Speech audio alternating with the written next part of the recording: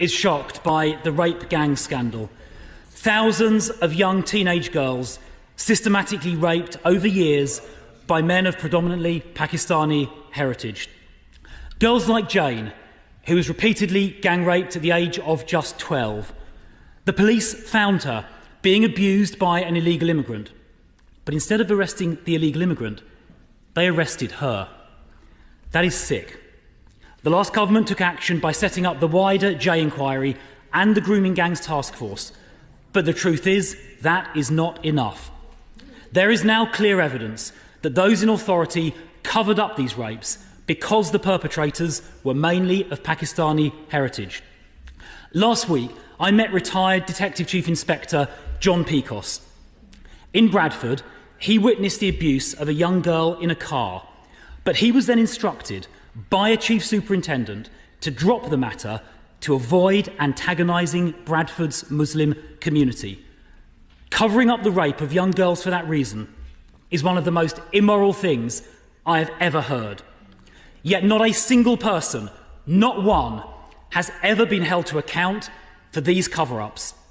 That is why we need a national statutory public inquiry which can compel production of evidence. Even last year, authorities in Manchester were still covering up, leading to the chairs of the local Manchester inquiry to resign.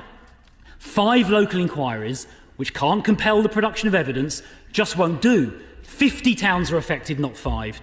And Bradford, where some of the worst abuse occurred, is refusing to cooperate with any inquiry at all. So there won't be an inquiry in Bradford because their council is refusing to participate. Now, Mr. Speaker, the Home Secretary promised on the 16th of January that Baroness Casey would complete a rapid audit within 3 months. Well, 3 months has now passed and we have heard nothing whatsoever. Almost there. The government said there would be 5 local inquiries, but we know nothing about 4 of them, and the man charged with setting them up, Tom Crowther, said to the Home Affairs Committee on the 1st of this month that he had been sidelined by the minister over there and, quote, did not know what was going on. Now, finally, Mr. Speaker, I recently met Marlon West, whose daughter was trafficked, abused and raped by mainly Asian men, including in Bradford. He said this government should be ashamed of themselves and they should hold a national inquiry. Jane, who was trafficked and gang raped at 12, also wants a statutory national inquiry.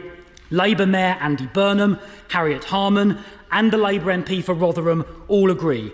So will the Minister do what they and Marlon and Jane are all begging for and hold that national inquiry so those who covered up that scandal